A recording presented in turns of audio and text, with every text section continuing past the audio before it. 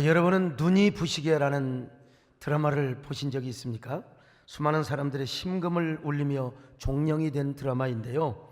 이 드라마 속에는 한 여자이지만 한지민이 연기를 했던 25살의 젊은 여자와 그리고 김혜자가 연기를 한 알츠하이머 환자, 즉 치매 환자라고 하죠. 이 할머니가 동시에 등장을 합니다. 그런데 이 여인에게는 오래된 시계가 있습니다. 이 시계에는 과거와 현재를 오갈 수 있는 아주 신비한 능력이 있어요. 과거로도 돌아갈 수 있고 현재로도 올 수 있고, 그러나 과거를 다녀오고 나면은 다녀온 만큼 나이가 늙어버려. 이런 부작용이 있어서 어지간하면 안 쓰는 시계입니다.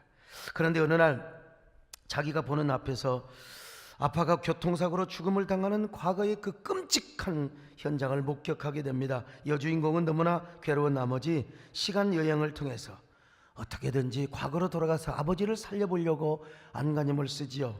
그녀가 아버지를 살리기 위해서 과거로 돌아갈 때마다 그녀의 나이는 너무나 먹어들어갑니다. 할머니가 되어가는 거예요. 그래서 결국 그래도 이 효녀는 아버지를 살렸습니다. 그리고 나서 현재로 돌아오니까 그녀의 나이는 70이 넘어버린 할머니가 되어버리고 말았습니다. 여러분 생각해 보십시오. 25살의 꽃 같은 나이였던 이 여인은, 한지민이가 한마디로 나 아버지를 살리고 나니까 70이 넘는 김혜자 할머니가 되어버리고 말았다는 것입니다. 그래도 그 여인은 아버지를 위해서 과거로 돌아가서 70이 넘어버렸던 자신의 모습을 후회하지 않았습니다. 그저 담담하게 받아들입니다. 내가 아버지를 살렸는데 이 정도의 모든 그 고통과 저주는 감내해야지. 한 번밖에 없는 꽃다운 젊은 시절을 한순간에 허비하고 잃어버리고 말았지만은 자신의 삶을 담담하게 받아들이는 아름다운 모습이죠. 그리고 그녀는 하루하루 눈부시게 아름다운 삶을 발견하며 살아갑니다. 비록 자신의 몸이 늙었지만 우리 아버지를 살렸던 그 보람과 가치를 느끼게 되지요. 그래서 그녀는 자신이 살렸던 아버지와 사랑하는 가족들을 바라보면서 아버지가 얼마나 소중한 존재인가, 그리고 가족들이 얼마나 소중한 존재인가를 깨닫게 됩니다. 그러니까 그녀의 하루하루의 삶은 눈부신 삶이지요. 해보다도 더 눈부신 삶을 살아가고 하루하루가 감동적이고 하루하루가 행복한 삶의 영이 되게 되는 것입니다.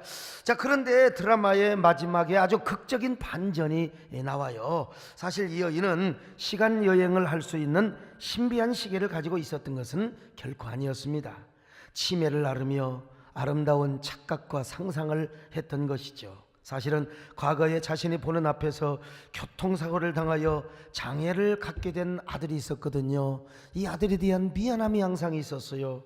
그 미안한 감정과 상처가 그런 착각을 불러일으켰던 것입니다. 다시 말하면 그녀가 생각했던 시간 여행은 모두 다 치매를 앓고 있었던 그녀의 아픔과 상처, 그런 것들이 그리운 사무침으로 뭐라고 볼까요? 투영된 환영이라고 할까요?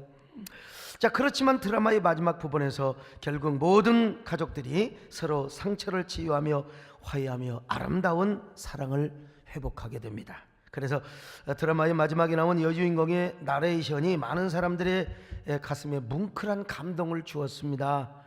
얼마나 이 대사가 감동적이었으면 백상예술대상을 수상했던 저에게 남진 장로님도 이 상을 받으셨는데, 이 김혜자 씨가 수상소감을 할 때에 드라마에 나왔던 대사를 그대로 인용하여 고백을 합니다. 내 삶은 때론 불행하였고 때론 행복하였습니다.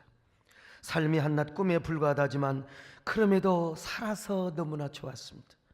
새벽에 쨍한 차가운 공기, 꽃이 피기 전 부는 달큰한 바람, 해질 무렵 우러나는 노을의 냄새, 어느 하루 눈부시지 않는 날이 없었습니다. 지금 삶이 힘든 당신, 이 세상에 태어난 이상 당신은 모든 걸 매일 누릴 자격이 있습니다. 대단하지 않는 하루가 지나고 또 별거 아닌 하루가 온다 할지라도 인생은 살만한 가치가 있습니다.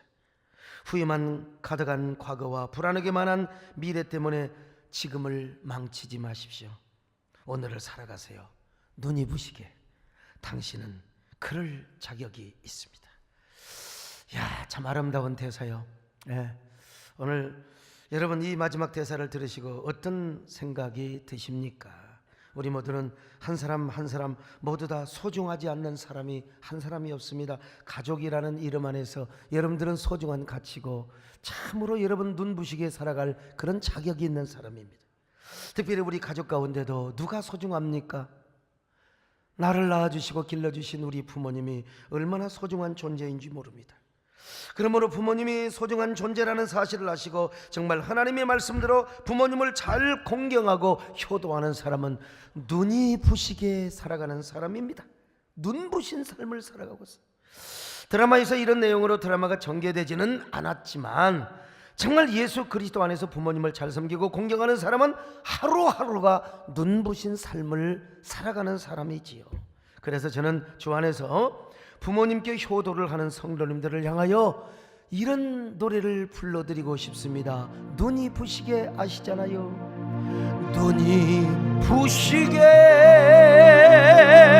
푸르른 인생 낳아주신 부모님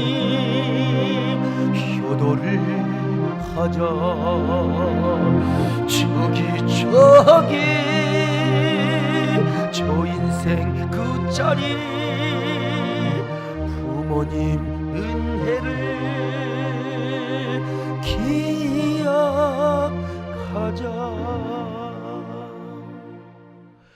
여러분 모두 다 이런 눈부신 삶을 사시기를 축원합니다.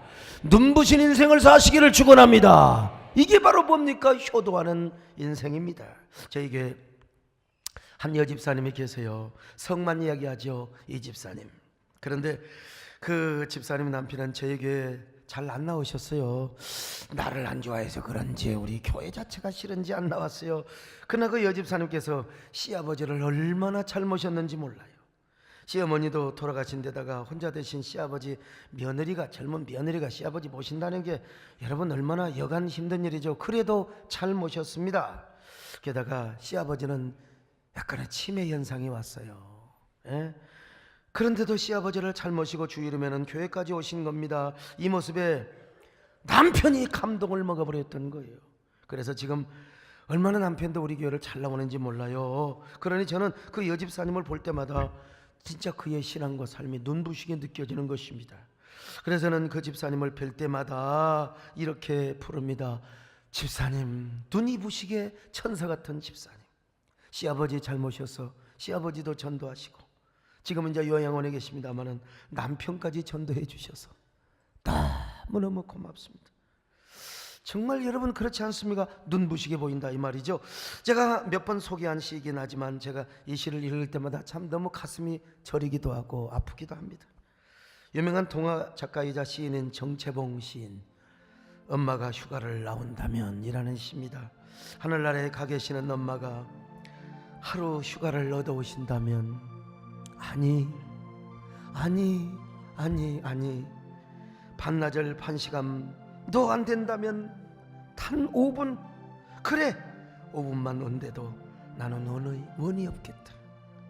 얼른 엄마 품속에 들어가 엄마와 눈 맞춤을 하고 첫 가슴을 만지고 그리고 한 번만이라도 엄마하고 소리내어 불러보고 숨겨놓은 세상사정 딱 한 가지 억울했던 그 일을 일러 바치고 엉엉 울겠다.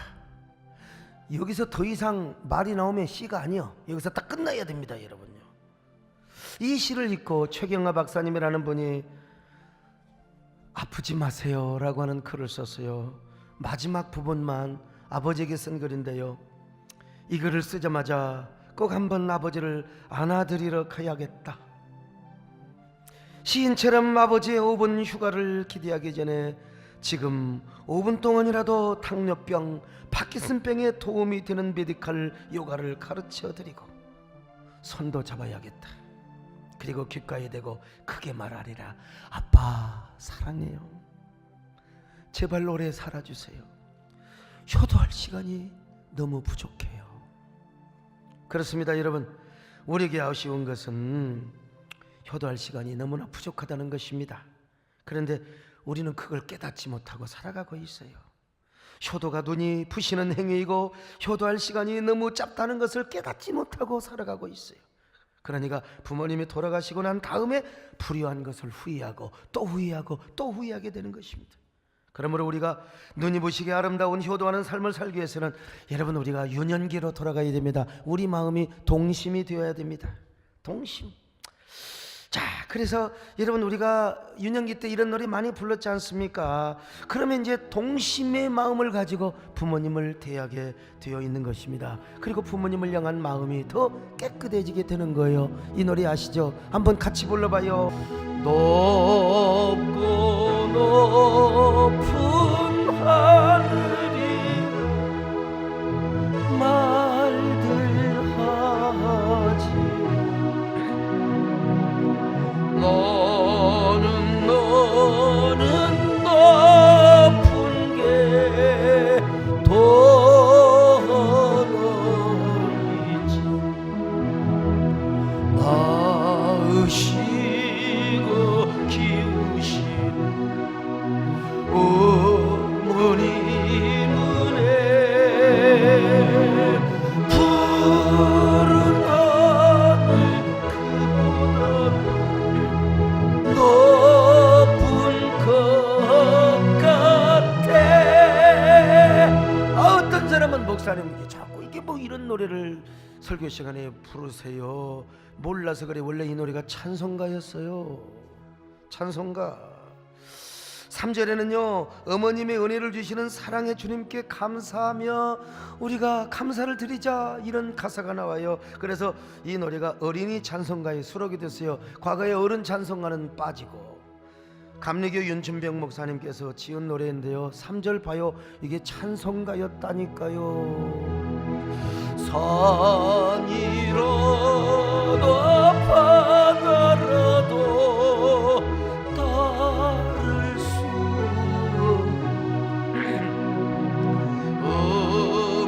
어머님의 큰 사랑, 거룩한 사랑,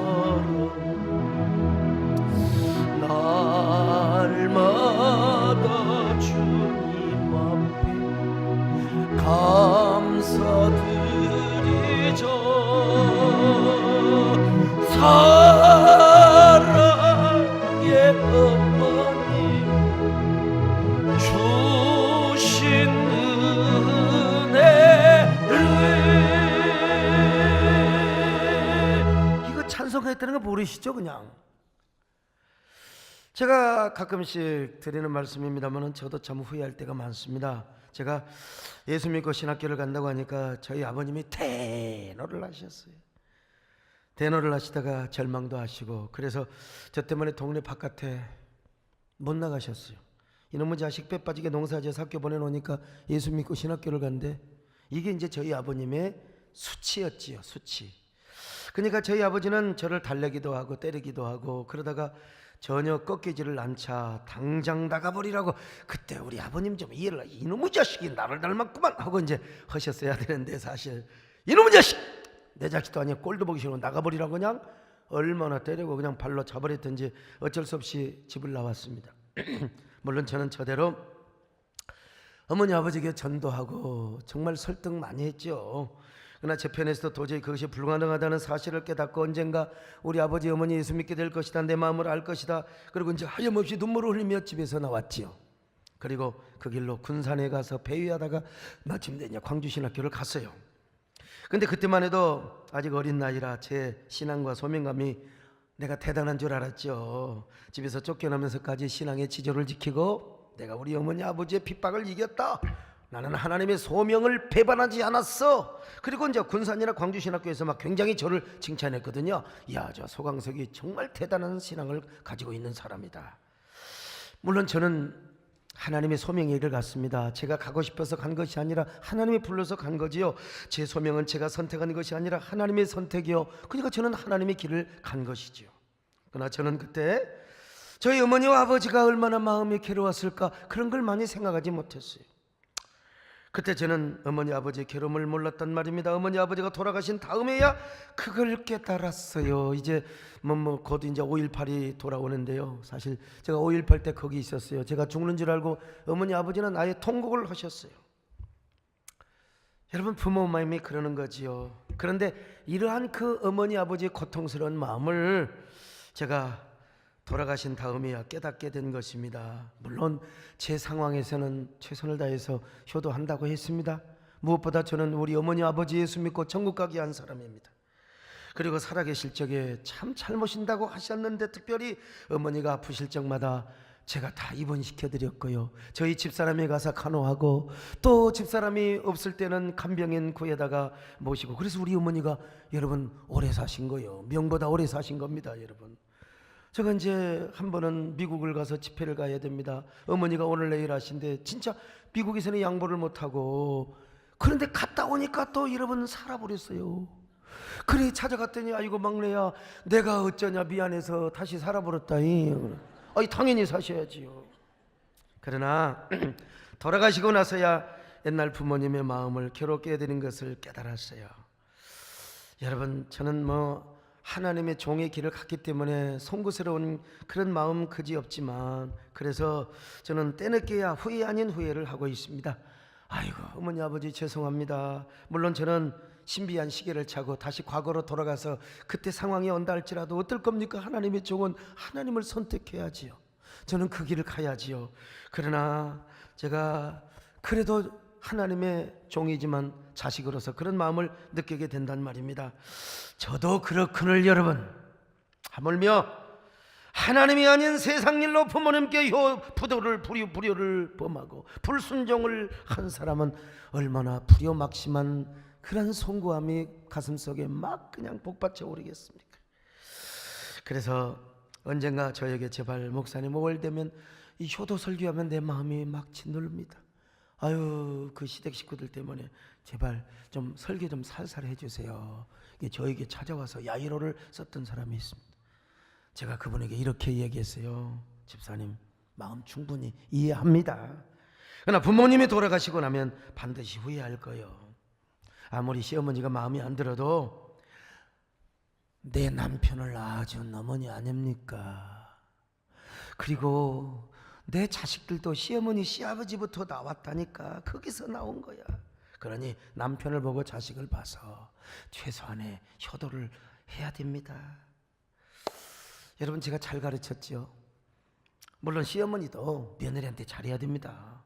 요즘 시대가 달라졌어요. 여기 시어머니요 정신 차리셔야 됩니다. 어느 종갓집에 맏며느리가 들어왔어요. 시어머니는 초장부터 이제 며느리 기선 너희 년 봐라 내가 기선을 제대로 잡겠다. 며느리 불러다 놓고 이렇게 이제 기싸움을 하기 시작한 겁니다. 새아가야 나는 긴 말하기가 싫단다. 앞으로 너를 향하여 손가락만 까딱까딱하면 오라는 신호이니까 잽싸게 오거라. 그러자 며느리가 이렇게 말하는 거요. 예 어머니 저도 긴 말하는 거 싫사옵니다 어머님. 제가 고개를 좌우로 흔들어대면은 못 간다는 신호이니 그리 하시옵소서 어머님. 며느리가 이겨버렸어요. 시어머니도 며느리를 인격적으로 대화가 사랑해야 됩니다. 기선부터 재보려고 하지 마시고 여러분 사랑으로 진정성으로 며느라이를 사랑할 수 있어야 되지 않겠습니까? 그러나 그렇더라도 우리 며느리들이요 그렇더라도 부모님이란 말입니다. 그리고 부모님이 돌아가시고 나면 반드시 후회하게 되는 거예요. 그것도 부모님이 돌아가신 후 자식들이 속을 썩이거나 섭섭함을 느낄 때 후회하게 되는 겁니다. 그래서 이 어떤 엄마가 아들한테 막 그래서 이놈의 자식아 네가 내 말을 안 들으니까 얼굴 봐라 이놈아 너 때문에 주름살이 팍 갖다 솟아버렸다 그랬더니 아들이 그런 줄 알아요. 그래 엄마는 할머니한테 얼마나 불효를 했으면 할머니 주름살 봐 세상에. 그러나 여러분 후회하는 마음이 들어오면 안 됩니다. 그래서 어떨 땐 진짜 부모님에게 불효한 이 죄가 원통하고 통곡한 마음으로 그냥 콕하는 울음소리가 나올 때가 있어요. 그래서 여러분 이런 노래가 있지 않습니까? 다 불효를 저질렀던 옛날 분들이 경험적으로 고백하고 불렀던 노래인데요. 제가 어버이 주일만 되면은 이 노래를 꼭 하모니카로 연주를 하기도 하는데 여러분 맨날 들어도요 참 부는 저도 그렇고 여러분도 마찬가지고 정말 불러봐도 울어봐도 못 오실 어머님 아닙니까? 그래서 생전에 지은 죄를 엎드려 빕니다.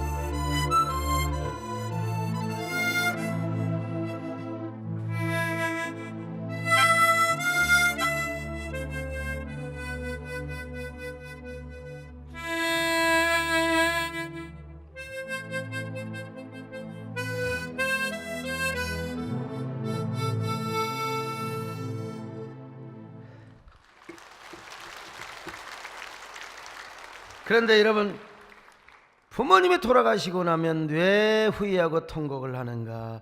부모님 은혜가 크다는 걸 그때 깨달아. 그리고 내가 너무나 불효했다는 걸 그때 깨달은 거예요. 그리고 그때야 자신이 부모님께 얼마나 불효를 저질렀나. 참, 부모님의 은혜도 크지만요, 아버님의 은혜도 크지만 어머니 은혜 참 생각하면 가슴 저미죠. 어머니의 사랑은 한 생명으로 이어지고 핏줄로 이어지는 사랑입니다. 어머니는 아이를 낳는 순간 수천 번 젖을 물리고 기저귀를 갈아줍니다.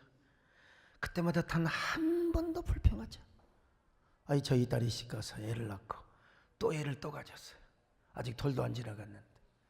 여러분, 애가 얼마나 엄마의 손길이 필요하겠어요.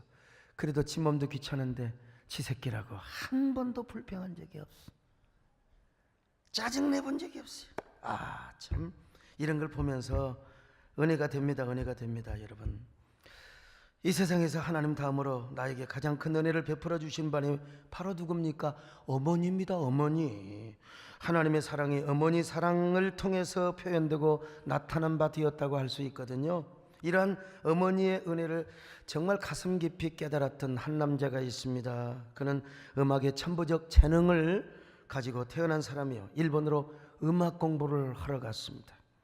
가서 보니까 피아노가 없어요. 피아노가 없으면 일본에서 공부를 할 수가 없어요. 그래서 어머니께 편지를 보냈습니다. 어머니, 음악 공부를 하러 왔는데 피아노가 없어서 중단을 해야 되겠네요. 여기 일본에서는 피아노가 없으면 음악 공부를 못해요. 지금까지 저를 공부시켜 주느라 어머니의 인생은 빚만 잔뜩 지셨는데 어찌 피아노를 사달라고 하겠습니까? 어머니, 괜히 공부한다고 일본에 왔다가 다시 현해탄을 건너가는 이 불주한 자식을 용서해 주옵소서. 편지를 보냈습니다. 그러자 어머니는 동네 온 산을 헤매고 다닙니다. 솔방울이란 솔방울은 다 주워 모았습니다. 한 차가 될 정도로. 그래서 그것을 장날 다 팔아서 또 팔고 또 팔고 돈을 모아서 그때 돈으로 400관을 모아가지고 일본으로 송금을 합니다. 아들은 눈물을 흘리며 그 돈으로 피아노를 샀습니다. 그리고 음악 공부를 계속합니다. 아들은 참으로 감격하였어요. 어머니의 희생은 이렇게 가히 없구나. 어머니의 정성은 이렇게 하늘보다도 높구나. 여러분, 그 사람이 누군 줄 아세요? 그 유명한 작곡가인 이흥렬 선생님이십니다. 이 선생님은 어머니 은혜에 대해서 작곡을 하고 싶었어요. 근데 마침 국악자 양주동 씨가 어머니 은혜라는 시를 지은 것 아닙니까? 이 시를 보고 이거다. 그래서 그가 음악 공부하고 최초로 작곡한 곡이 바로 어머니 은혜입니다. 여러분, 노래라고 하는 것은요, 아무리 좋은 시가 있어도요, 좋은 가사와 곡이 어우러져야 돼요. 궁합이 맞아야 됩니다. 아무리 곡이 좋아도 가사가 별로면 그 노래는 감동이 없고요, 아무리 좋은 가사를 할지라도 좋은 곡을 못 만나면 뜨지를 못하는 것입니다. 그러나 양두종의 이 아름다운 시와 이영렬의 가슴을 내이는 곡이 서로 만나서 위대한 감동 어린 노래가 된 것입니다. 이 노래는 언제 들어도 그리운 어머니가 생각이 나요. 매년 어버이 주일에 듣고 또 들어도 가슴이 울렁거리는 노래요. 자식이 들어도 어머니가 들어도 심장을 이기게 하는 노래요. 세상에 그 하늘 아래 그 무엇이 높다리요. 어머님의 희생은 가히 없어라. 한번 들어보시겠습니까? 나 실제 괴로움 다 잊으시고 기르실 때 밤낮으로 애쓰는 마음 진 자리 마른 자리 가라니시며 손발이 닿을토록 고생하셨네.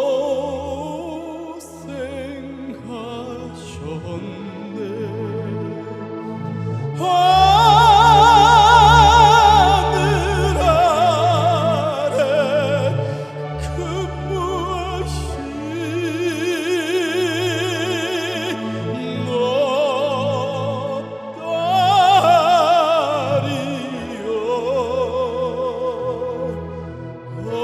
어머님의 희생은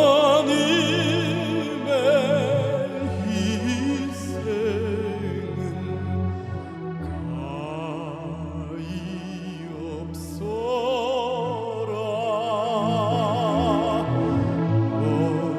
어려서 남고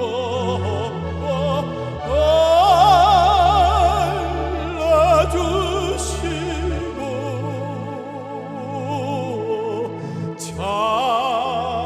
자라선 문기되어 기다리는 마음 알을 싸 그릇 될싸 자식 걱정에 고우시던 이 마음 위에 주름이 가득 땅 위에 그 무엇이 넓다리요.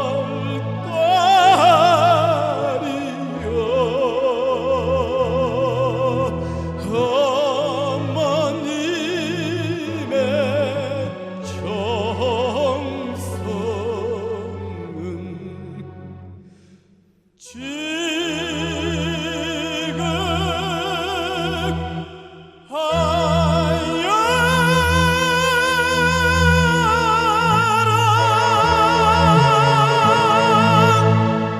지극하여라. 아멘. 감사합니다. 여러분,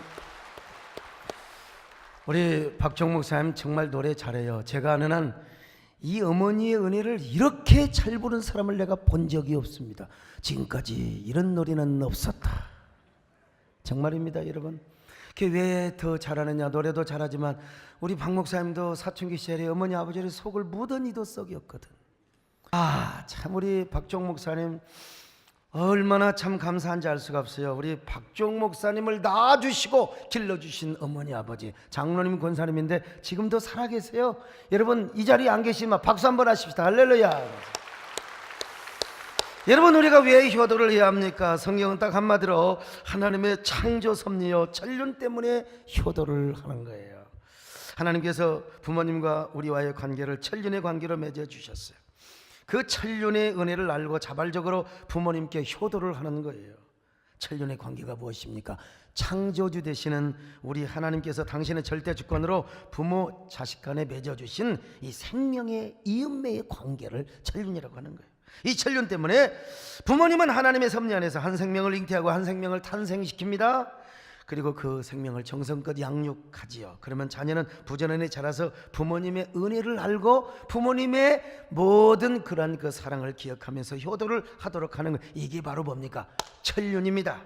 적어도 어버이와 우리 사이에는 하나님의 이런 천륜의 섭리가 개입이 되어 있다는 사실을, 그래서 성경은 명령합니다.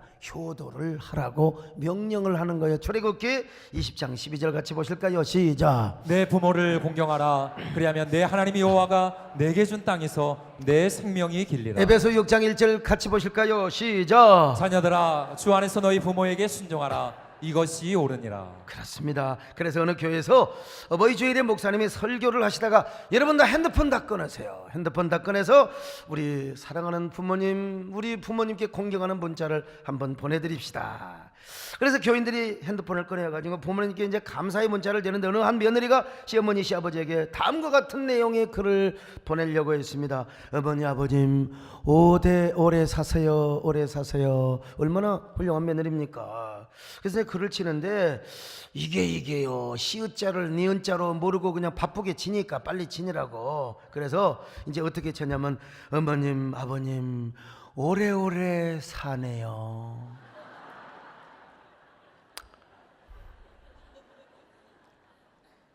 올해도 사시네요. 참, 그러니까 이제 또 이제 시어머니가 이제 어떤 단문을 며느리한테 보낸 줄 아십니까? 오냐, 너보다는 오래 살아야지. 독일 속담 가운데 아버지는 열 자녀를 키워도 열 자녀는 아버지 한 분을 모시지 못한다는 말이 있습니다. 이 독일에서도 그런 말이 있어요.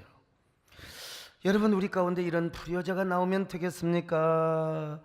그래서 구약 성경에 보니까요, 불효자의 자식은 이게요 그냥 그 눈가를 까마귀가 파먹도록 한다는 겁니다. 얼마나 잔인한 이런 얘기입니까? 그만큼 효도를 강조하지요. 자, 신명기 21장 18절로 21절 시작. 사람에게 완악하고 패역한 아들이 있어 그의 아버지의 말이나 그 어머니의 말을 순종하지 아니하고 부모가 징계하여도 순종하지 아니하거든 그 성읍의 모든 사람들이 그를 돌로 쳐 죽일지. 돌로 치는 거야 이해할 수 있어요. 그런데 자, 잠언 30장 17절 시작. 아비를 조롱하며 어미 순종하기를 싫어하는 자의 눈은 골짜기에 까마귀에게 쪼이고 독수리 새끼에게 먹히리라. 여러분 보세요. 이런 말씀 드리면 우리 하나님이 너무나 잔인하다. 그래, 성경 잘 보세요. 잔인한 하나님이 아니에요.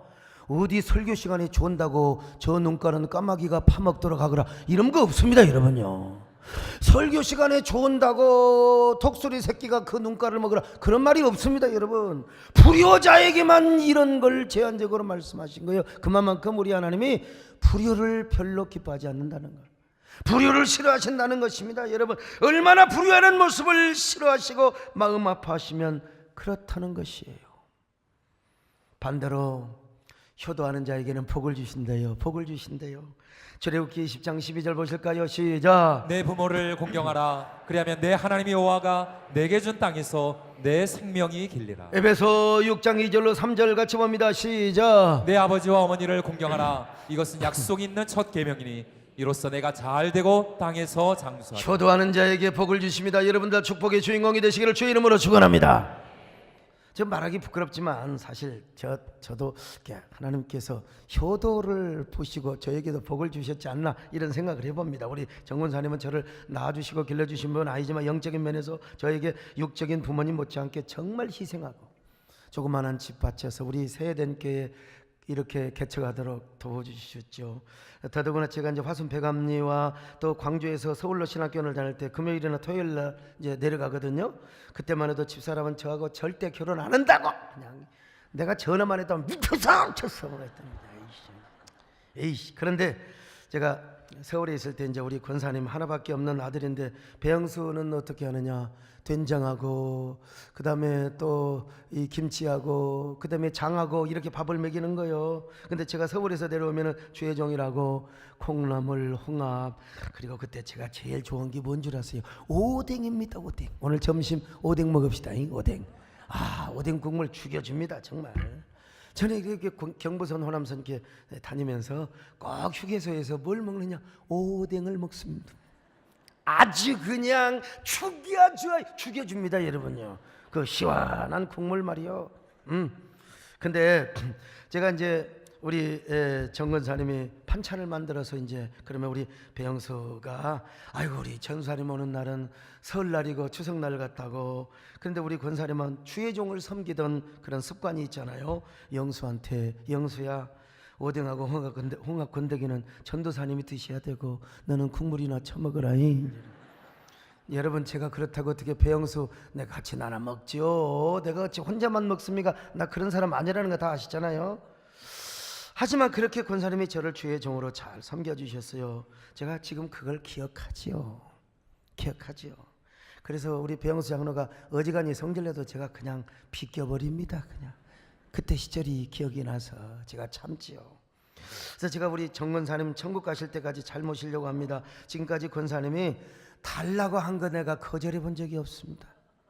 우리 권사님이 요즘요 깡패처럼 모셔서 무조건 돈 달라고 합니다. 희한한 일이 있어요. 아니 이상하게 얼마간의 용돈이 생기면 딱 한 두세 시간 되면 제 방에 와요. 그거 참 희한합니다. 지난 주인가도 하여간 누가 기도받으러 와서 목사님 선교하는 데 쓰세요. 근데 그 3시간도 안 돼서 저한테 오신 거예요. 요즘은 짜고 논가 누가 정권사님한테 정보를 주는지 아무튼 그래가지고 어이 돈 있는가 나 좀 주소. 내가 신세계 갔더니 2월 상품이 있대. 너무 싸게 팔아서 내가 겨울에 그거 한번 입고 죽어볼라네 그냥. 아니 그거 입고 죽은다는데 내가 어떻게 합니까 여러분. 참 그때 여러분 수표였어요. 그걸 어떻게 내가 찢어서 나눠주겠습니까? 아이씨 그냥 다 가져버리시오 그냥. 그랬더니 그렇게 소녀처럼 좋아하시고 그냥 어이 미안해서 어쩔까 그런 소리도 안 해 그냥. 근데 사실 제가 드리고 나니까 저도 사람인지라 마음이 허전해요. 그렇지 않습니까? 우리 예배당 짓고 우리 장로님들이 금 열량짜리 열쇠를 하나 줬어요. 바로 그냥 드리려고 했더니 집사람이 목사님 일주일만 갖고 있다가 드립시다 그러더라고. 돈도 가지고 있어봐야 여러분 힘이 되는 겁니다. 그리고 우리 집사람이 일주일 후에 드렸는데 저도 사람인데 그렇지 않겠습니까? 모처럼 또 생긴 돈 쓰려고 했더니 우리 정권사님이 달라고 해서 줬어요. 근데 우리 권사님이 그 돈을 받고요 혹시 달라고 할까 싶어서 고맙네요 그 가버리는 그 모습. 그 모습이 참 기쁘고 만족스럽게 보인 겁니다. 여러분 그것도 살아 계시니까 가능한 거죠. 돌아가신 다음에 무덤에다가 여러분 수표를 불러 태워 그 미친 짓입니다. 여러분요 살아 계실 때 잘 모시는 겁니다. 이게 바로 뭐냐? 효도입니다. 이런 사람에게 하나님이 복을 주신다는 겁니다. 그러니까 하나님께서 저를 이 시대의 영적인 장수로 우리 김재일 장로님 말 맞다나 진짜 제가 여러분 사람이 걸잖아요. 터프하고 진짜 보면은 기자의 눈으로 볼 때 아슬아슬한 위험도 있을 수 있는데 하나님이 이 시대에 부족한 종을 쓰니까 여러분 끽소리 하는 사람도 없습니다. 여러분 얼마나 감사한지 알 수가 없어요. 왜? 하나님이 쓰시니까 그렇습니다. 여러분 하나님이 쓰셔야 돼. 하나님이 안 쓰시면 아무리 매꼬로먼 사람도 오히려 그 참기름 때문에 질려버려요. 근데 저는요 똥기름을 발라도 여러분 하나님께서 은혜를 끼쳐주시는 거 아닙니까 여러분. 이 시대의 마지막 장수로 여러분요 성경은 말씀합니다. 효도하면 반드시 복을 주신다. 그래서 제가 이제 후배들 가운데 저 같은 영적 장수를 이제 발견하며 키우려고 지금 합니다. 여러분 제가 부족하지만 이렇게 정권사님을 섬기니까 그 중에 축복 준 게 하나가 뭐냐? 제 아들입니다. 아들이요 아니 속이 들어가지고 외할머니를 얼마나 귀하게 여긴지 몰라요. 할머니의 눈물의 기도와 헌신 때문에 우리 아빠와 엄마가 우리 가정이 복을 받았다고 교회가 복을 받았대. 그리고 지 엄마한테 가끔요 엄마도 할머니한테 잘해야 돼.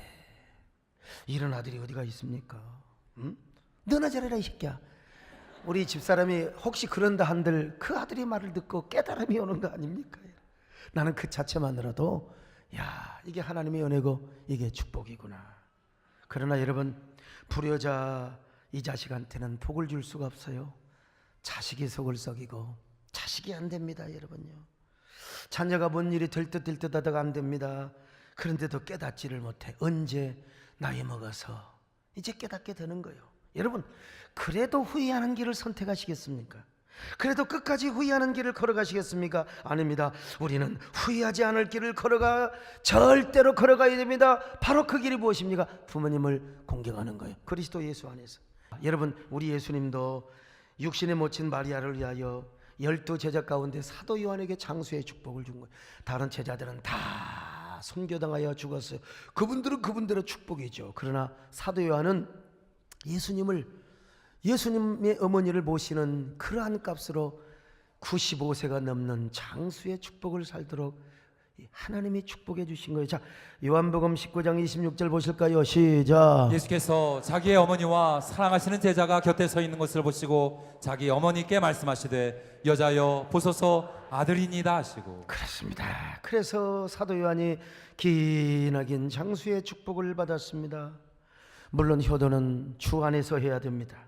부모님께 효도를 한다고 부모가 우상이 되어서는 절대 안 됩니다. 하나님보다 부모님이 앞서서는 절대로 안 됩니다.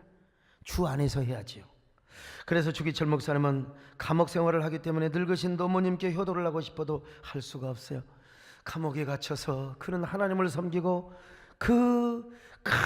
뭡니까? 신앙의 지조를 지킨다고 그는 얼마나 고생을 합니까? 옥중 편지를 어머님께 썼어요. 그 편지를 읽으면 가슴이 점이 옵니다. 그런 의미에서 우리 주기철 목사님은 주 안에서 효도를 한 것이죠. 우리가 또 주 안에서 영적인 부모인 주의 종을 잘 섬겨야 됩니다. 육신의 부모만 부모가 아닙니다. 주의 종. 여기 여러분 담임 목사를 비롯해서 모든 부목사님, 모든 교역자들을 여러분들이 잘 공경하시기를 바랍니다. 이래도 여러분 후회할 길을 선택하시겠습니까? 효도하는 길을 선택하시겠습니까? 목사님, 그런 소리 백날 해봤자 우리 어머니 다 돌아가셨어요. 그러면 자녀들 잘 키워서 형제간 우애하시고, 그리고 하나님을 잘 섬기세요. 교회를 잘 섬기시라니까. 여기 영적인 파더가 있잖아요. 주의 종을 잘 섬기세요. 왜들 그렇게 그냥 입만 씻고 사는지 모르겠어요. 주의 종을 잘 섬기세요. 하나님이 여러분 마음에 정말 눈이 부시는, 그야말로 눈부신 삶을 살도록 하나님이 은혜와 축복을 주실 줄로 믿습니다. 그런 여러분 되시기를 축원합니다. 하나님 아버지 감사합니다. 눈부신 삶을 살게 하여 주옵소서. 예수님의 이름으로 기도 올려옵나이다. 아멘.